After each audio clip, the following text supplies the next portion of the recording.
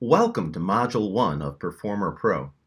We're going to go over a couple of discussion points in this module. The first is the question, are you good enough? And the second one is professionalism. Let's get to our first topic. So one of the most common things I get asked by people that come into the open mics and people that are seeking my advice as to how they should proceed with their performing career is, am I good enough? And so, are you good enough? Are you good enough? Yes. Yes, you are good enough. And the reason I can say yes is because there are lots of different kinds of gigs. There are charity gigs. There are entry-level gigs in pizza parlors. There are gigs in Mexican restaurants. You are good enough for these gigs. So let me tell you a little bit about why I'm so confident that you are ready. If you have a social network of any kind, let's say your neighborhood, maybe you're on the tennis team, maybe you belong to a golf club, maybe you just have an active social life in your neighborhood, maybe it's church.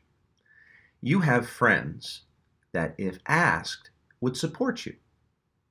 If you say, hey, George, I'm playing a gig up at Tanner's on Saturday night. Would you and the missus join us? Yeah, that would be great. Okay?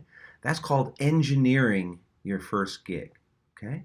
So you first go and make sure that you can get an audience together made up of your friends and family. Next, you prepare your pitch to the venue. And your pitch goes something like this. Hey, Bob, my name's Dave Craver, and I would love to play a gig here at Tanner's. Can you tell me what I would need to do to get a gig here? And the discussion starts like that. The one thing that you want to bring to the table is, well, I have a very strong social circle, and I've already checked with them, and I'm pretty sure I can bring between 20 and 40 people here if I'm playing a gig. Do you have any open dates? That's how you do it. The guy at Tanner's wants to have a big crowd. He doesn't even care that much whether or not you are fantastic or mediocre or whatever. He just wants butts in seats. He wants the register to ring, and he wants to see a big crowd. So you're going to get that gig, and you're going to be able to entertain your friends and family and whoever else is there. And if you do a good job of it, they're going to have you back. So the resounding answer to the question, am I good enough? Is yes, you are good enough. I'd like to tell you about a friend of mine, Rich Van Slyke. Rich started coming out to the open mics a few years ago. He read my book, Make Music, Make Money, and he started asking me questions on how he could implement some of the things in my book. One of the things I told him was that just by coming out to the open mic, he was making great improvements in his performance that I could see week over week.